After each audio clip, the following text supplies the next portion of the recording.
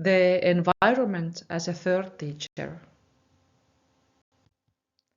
According to Loris Malaguchi, the founder of the Reggio Emilia approach, in the program there are three teachers of children: adults, other children, environment as the third teacher. What's most important? Establish positive, responsive relationship with children and their families. Value children as individuals and as active and competent contributors with their own interests and points of view. Recognize the connection between emotional well-being and social and cognitive development, and the importance of focusing on these areas holistically. Provide environments and experiences for children to explore ideas, investigate their theories, and interact with others in play. Engage with families and support each child within the context of his or her family, recognizing that family and child well-being are inextricably linked. Provide ongoing opportunities for educators to engage in critical reflection and discussion with others about pedagogy and practice to support continuous professional learning and growth. The Reggio Emilia approach is founded on collegial and relations-based work for all workers, the daily presence of a plurality of educators and teachers with children, the atelier and the persons of the atelierista.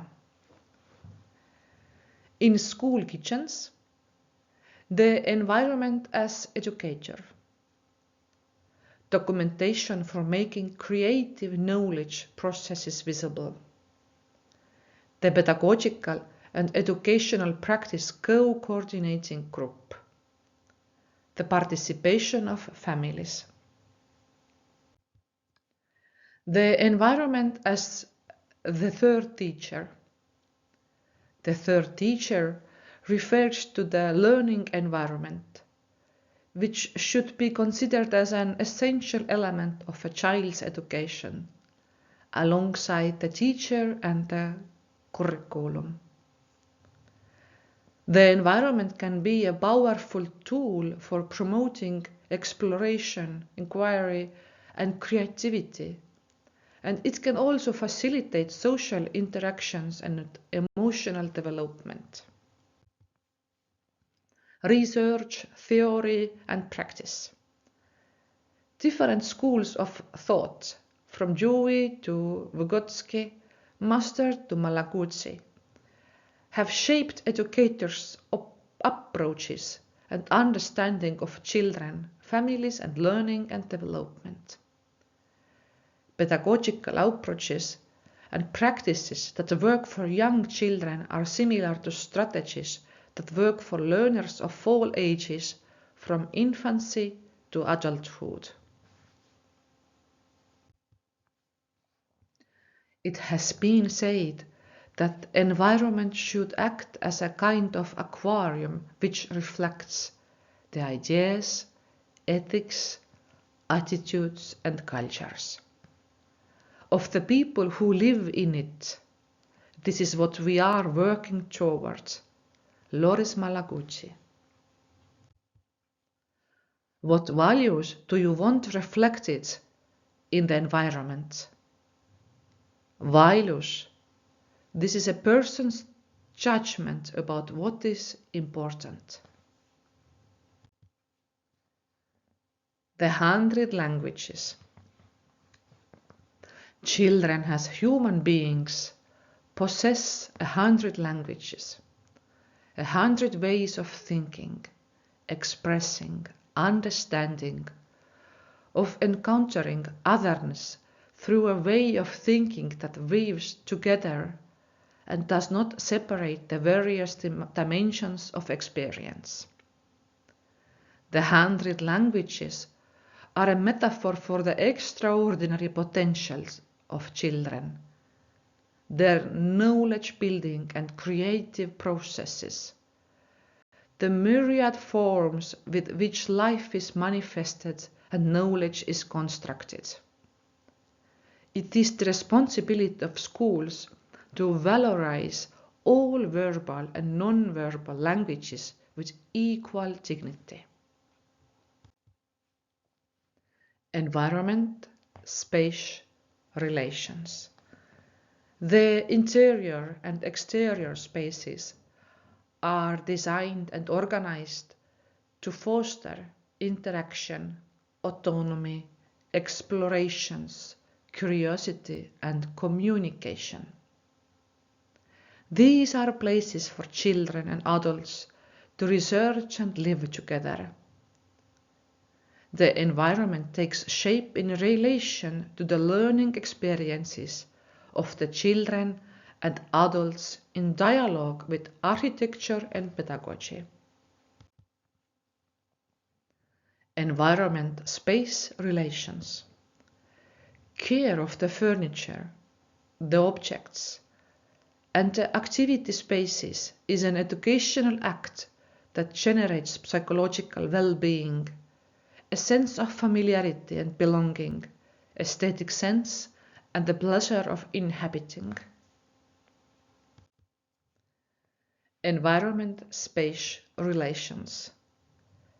These are also primary premises and conditions for safety in the environments. A quality generated by dialogue and shared elaboration between the different professionals' profiles who have to concern themselves and take care of this aspect. Why is the environment so important as a teaching tool? Firstly, the environment provides opportunities for children to explore and experiment.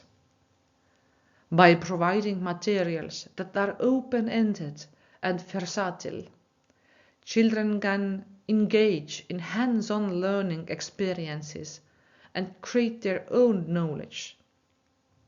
The environment can also inspire curiosity and imagination, which leads to deeper learning. Why is the environment so important as a teaching tool? Secondly, the environment can support social interaction and collaboration. By designing spaces that encourage communication and cooperation, children can learn important social skills such as negotiation, empathy, and conflict resolution. This creates a positive and supportive learning community where everyone is valued and respected. Thirdly, the environment can support emotional development. By creating a calm and welcoming environment, children can feel secure and comfortable, which allows them to focus on learning. The environment can also provide opportunities for self-expression and reflection, which promotes self-awareness and self-regulation. Environments should support learning through the senses. Human senses refer to the 5 basic senses through which we perceive the world around us: sight, hearing, touch, taste, and smell. These senses are essential for learning and development, particularly in early childhood education. Sight. Brain research informs that children respond to various colors in a variety of ways. Bright colors, however, serve to support alertness. And for a child spending a long period of time within a brightly colored classroom, this might serve to actually interfere with their ability to concentrate within the environment. More subdued colors, on the other hand, can have an overall calming effect. They therefore support children's attention and concentration. Touch. A sensory-rich environment will give children a variety of tactile experiences. And it is important to note that these tactile experiences provide important information to children about their world. Incorporating a variety of textures and accompanying these textures with rich language can provide children with needed information. Taste. Allowing children to explore a variety of different tastes can give them information about likes and dislikes, as well as supports their developing vocabulary. For young children, keep in mind that they learn important material about objects from placing them in their mouth, and therefore are likely to taste anything within reach. For older children, exposing them to a variety of different tastes can help support a diverse palate.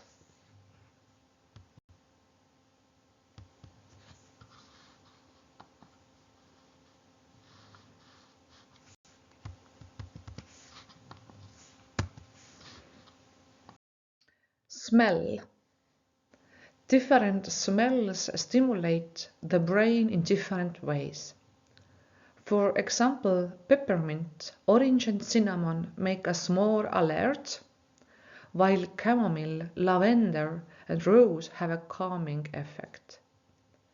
Be sure to include the sense of smell as an integral part of the curriculum, adding sense to play, dough and paints, and having potpourri out of children's reach in the environment.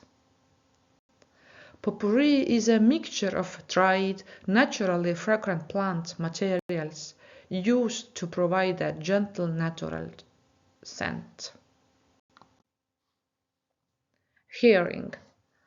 A variety of sounds can serve to stimulate, but be careful not to overstimulate. The sounds in the environment need to complement the activity. Calm, soothing music for nap, and catchy tunes for movement, for example.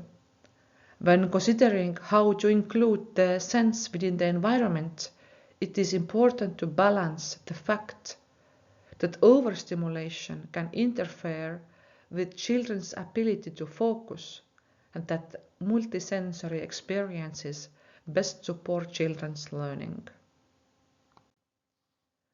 What are some key elements of an effective learning environment?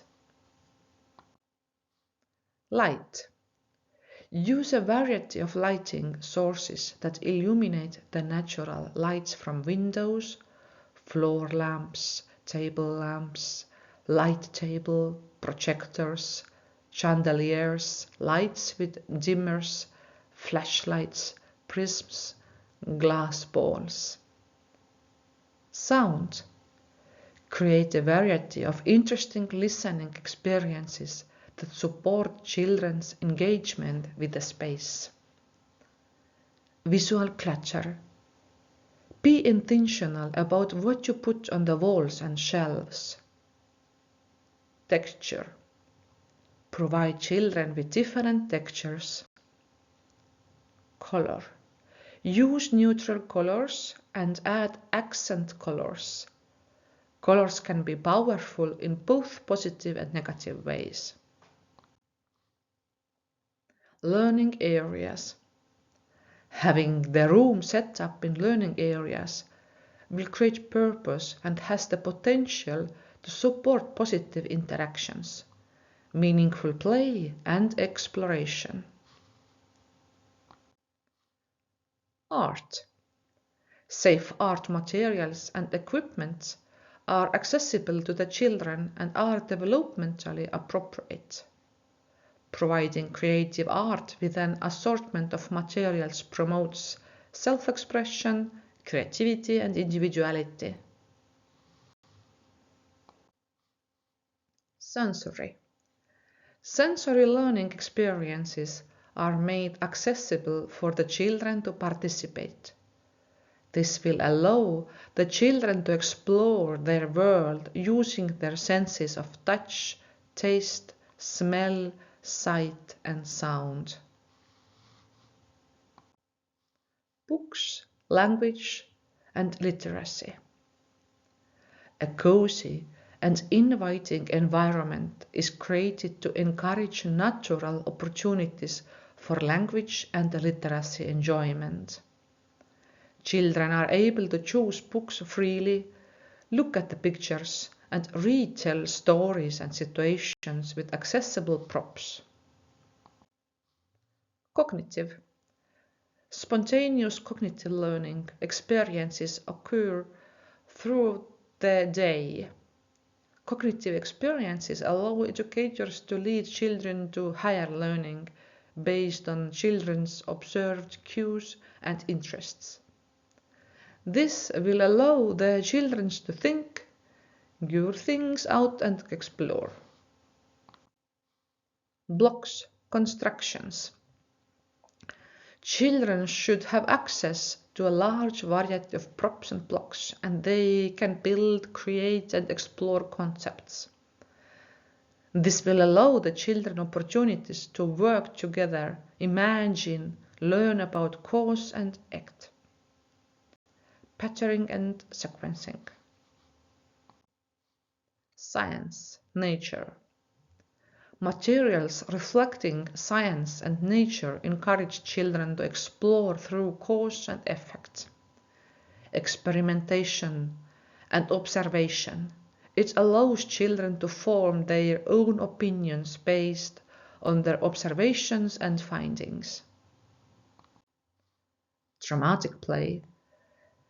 Provide children an environment and accessories that promote imaginative play with role-playing possibilities. This will allow children to enhance their social interaction skills, emotional development, and language extension through open-ended play. Music and movement. By exposing children to an assortment of cultural music and musical genres, educators are promoting skills such as language development, rhythm awareness, self-regulating and self-concept. Exercise. Designing the learning environment. In conclusion, the environment can be a powerful tool for promoting learning and development in children. By designing spaces that inspire curiosity, support social interaction and promote emotional well-being, we can create a positive and engaging learning environment that enhances the teacher's role in supporting children's learning. Example, Sänna leiutajate külakool.